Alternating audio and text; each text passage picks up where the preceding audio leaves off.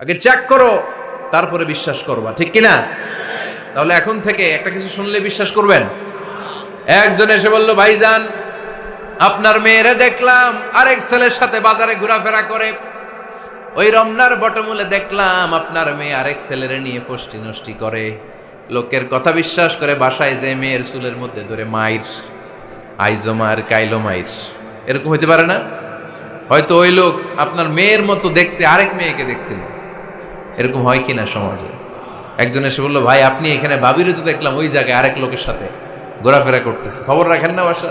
আপনি রেগে মেগে, ঘটনা কি? আমার খেয়ে আমার পরে আরেকজনের সাথে, যে এই বাড়িতে যে মায়ের, কোনো কথা নেই। দেখবেন যে ছোট্ট মারামারি থেকে এই ঘটনা অনেক সময় বিচ্ছেদ বা ডিভোর্স পর্যন্ত গড়ায়, ঠিক কিনা? ওই যে শোনা কথায় কান দিচ্ছেন, ফাতাবাইয়ুন, আপনি চেক করেন নাই। হয়তো আপনার স্ত্রীর মতো দেখতে বা আপনার স্ত্রী যে জামা পরে, যে পোশাক পরে, এরকম পোশাক পরে আরেক নারীকে দেখছে, আপনার বউ না এটা। আপনার মেয়ের ব্যাপারে যে তথ্য দিয়েছে এটা সঠিক নয়, সে আপনার মেয়ের মতো আরেকটা মেয়েকে দেখেছে, এসে আপনার কাছে বলে দিছে, আপনিও বিশ্বাস করছেন। ভেজাল আছে না নাই? এই ভেজালগুলোকে থামানোর জন্য কোরআনে এই বিধানগুলো নাজিল করেছে কে? তাহলে ফরিদপুরের ভাইয়েরা, সমাজটারে সুন্দর রাখার তথ্য একটা শুনলেই বিশ্বাস করবেন না। সিলে কান নিয়ে গেছে শুনলেই সিলের পিছনে দৌড়, নাকি? কি করবেন? আগে কানে হাত দিয়ে একটু দেখবো কান দুইটা আছে না নাই, তারপরে চিলের পিছনে দৌড়ানো। তাহলে এখন থেকে আমরা তথ্য একটা শুনলেই বিশ্বাস করব। তাহলে কি করবেন? বলতে হবে কি করবেন? যাচাই বাছাই, জাস্টিফিকেশন অফ দ্য নিউজ। কোন নিউজ জাস্টিফিকেশন ছাড়া আমরা প্রচার করব, বিশ্বাস করব, শেয়ার করব না। আল্লাহ বললেন, ইয়া আইয়ুহাল্লাযীনা আমানু লা ইয়াসখার কওমুম মিন কওম। ওহে আমার ঈমানদার বান্দারা, শোনো শোনো, খবরদার কখনো কোনো মুমিন বান্দারে ঠাট্টা করো না, অবজ্ঞা করো না, ঠাট্টা করো না। তার মনে কষ্ট হয় এমন কোনো কথা তারে বলো না। নেভার স্কপ অফ এনিবডি, কাউকে নিয়ে ঠাট্টা করবেন না।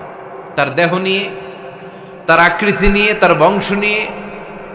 এক লোকের বাবা ছিল চোর, কিন্তু তার ছেলে অনেক ভালো। আপনি কি তারা বলতে পারবেন তুই চোরের ঘরের চোর? বলতে পারবেন? চুরি করছে বাবা, ওর কি দোষ? কথা বলেন। এগুলো কবিরা গুনাহ। আওয়াজ করে বলেন তো, কি গুনাহ?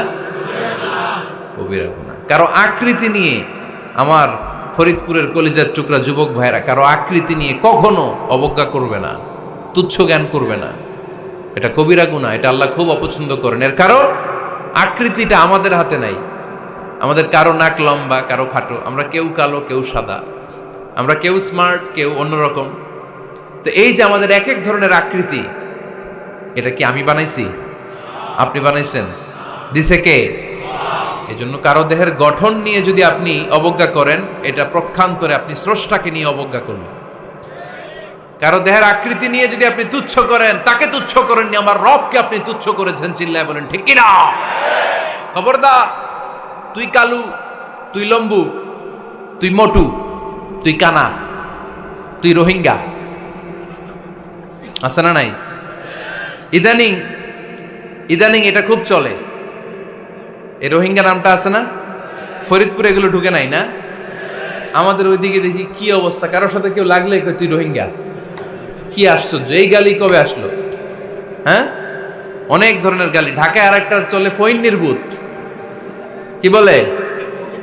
এই এগুলো আগে শুনি নাই আমরা, রিসেন্ট এগুলো বলা শুরু করছে। ফইন নির্বুত, রোহিঙ্গা না। এগুলো বলে আপনি কাউকে অবজ্ঞা করতে পারবেন? পারবেন না। খবরদার, এটা কবিরা গুনাহ, এটা ছোট গুনাহ মনে করবেন না। কারণ আকৃতি নিয়ে তুচ্ছ করা যায় না, কারণ আকৃতি দান করেছে কে? হুয়াল্লাযী ইউসাউইরুকুম ফিল আরহামি কাইফা ইয়াশা, লা ইলাহা ইল্লা হুয়াল আজিজুল হাকীম। তিনি এমন সত্তা যিনি তোমাদের চেহারার অবয়ব দিয়েছেন, তোমাদের আকৃতি দান করেছেন তখন যখন তোমরা মায়ের পেটের ভেতরে ছোট্ট জোকের মতো ছিলা। মায়ের পেটের ভেতরে আমরা যখন সবাই এত ছোট্ট, তখনই আমাদের চেহারার আকৃতি দিয়েছে কে? কে সুন্দর হব, কে ছেলে হব, কে মেয়ে হব, কে মোটা হব, কে চিকন হব, আমার ইচ্ছা হয়েছি? আওয়াজ করে বলতে হবে, কার ইচ্ছায়?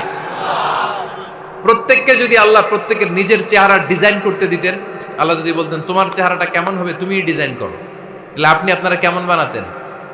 হ্যাঁ বলেন, ফরিদপুরের ভাইরা বলেন, সুন্দর করে বানাতেন তাই না?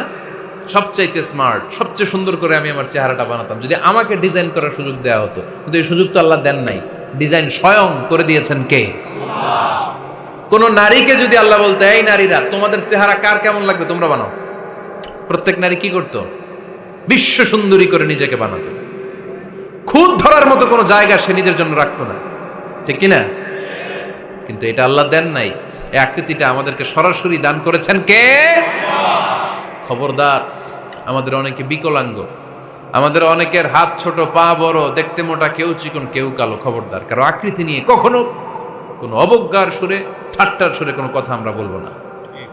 রাজি আছেন? সবাই রাজি আছেন? আল্লাহ রাসূল সাল্লাল্লাহু আলাইহি ওয়াসাল্লামের এক সাহাবী ছিল, নাম ইবনে মাসউদ রাদিয়াল্লাহু তাআলা আনহু। ওনার পায়ের নলা ছিল খুব চিকন, অস্বাভাবিক চিকন, স্বাভাবিক না। তো উনিও এটা ঢেকে রাখতেন, দেখাতেন না কাউকে। একদিন উনি খেজুর পাড়ার জন্য খেজুর গাছে উঠলেন। খেজুর গাছে ওঠার পরে নিচ থেকে সাহাবারা পায়ের চিকন নলা দেখে ফেলছে। দেখে সবাই হাসি, সবাই হেসে কুটি কুটি। বিশ্বনবী বললেন, হেসো না, খবরদার, আমার ইবনে মাসুদের পায়ের চিকন নলা দেখে হেসো না। আমার ইবনে মাসুদের এই পায়ের চিকন নলা যদি মিজানের পাল্লায় উঠিয়ে দেয়া হয়, কিয়ামতের দিন উহুদ পাহাড়ের চেয়েও ভারী হয়ে যাবে।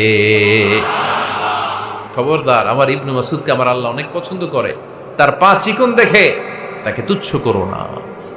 আল্লাহর হাবিব সাল্লাল্লাহু আলাইহি ইসলামের 11 জন স্ত্রীর মধ্য থেকে একজন স্ত্রী ছিলেন একজন স্থূল আকৃতির, অবিসিটি ছিল, একটু মোটা। ওনার নাম ছিল সাফিয়া রাদিয়াল্লাহু তাআলা আনহা। আম্মা জান আয়েশার সাথে একবার সাফিয়ার ঝগড়া।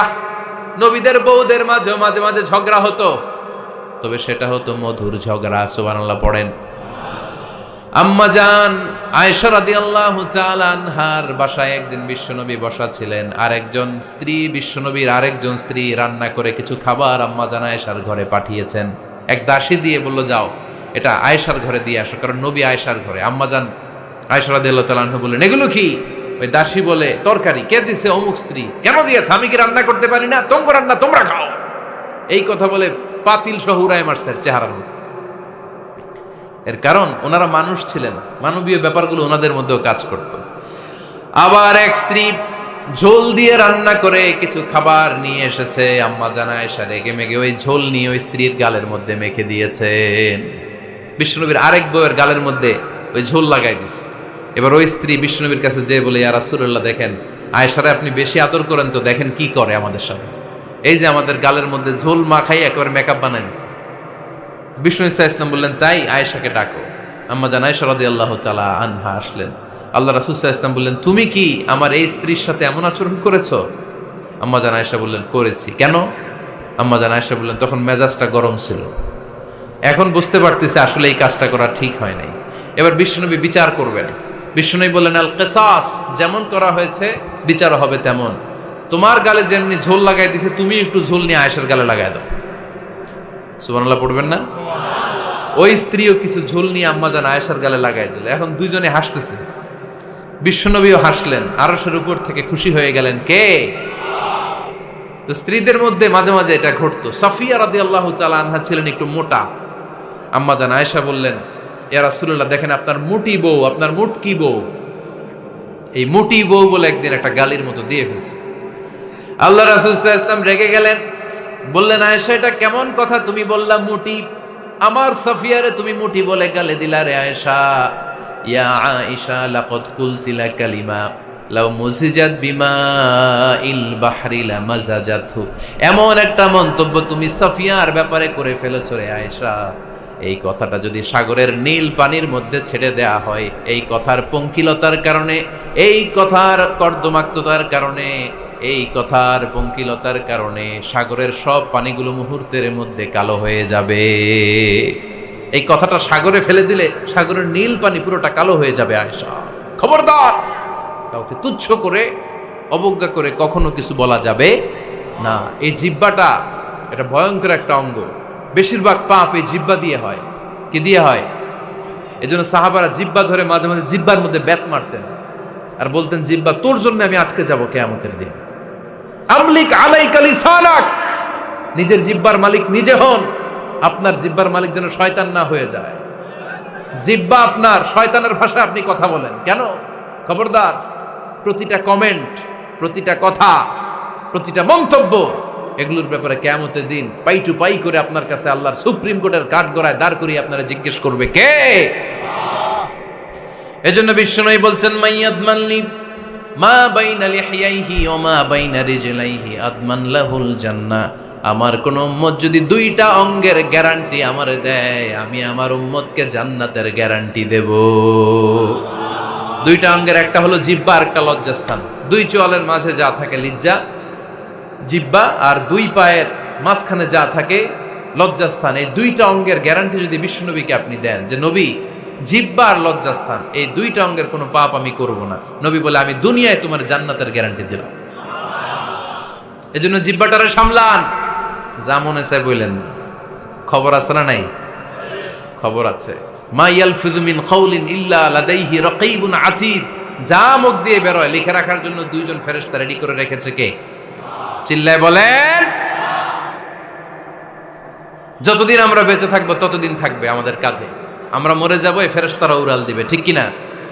দুই কান্দে জি ছিল যে তোমার দুইজনা পাহারা, তোমারে একলা থইয়া পালাইছে তাহারা। তোমার আটকুঠুরি নয় দরজা বন্ধ এবার হলো রে হলো, মুখে আল্লাহ রসুল সবে বলো, ও মুখে আল্লাহ রসুল সবে বলো। দুয়ারে আইসাছে পালকি নাই হরি গাও তোলো রে তোলো, মুখে আল্লাহ রসুল সবে বলো, ঠিক না? এজন্য সাবধান। আমলিক আলাইকা লিসানাক, নিজের জিহ্বার মালিক নিজে হন। মন যা চায় মুমিন তখন ইচ্ছা মতো মন মতো কোনো মন্তব্য ছুটতে পারে না। বিশ্বাসী বলে যদি নিজেকে দাবি করেন, নিজের জিহ্বার মালিক নিজে থাকার দরকার আছে না নাই?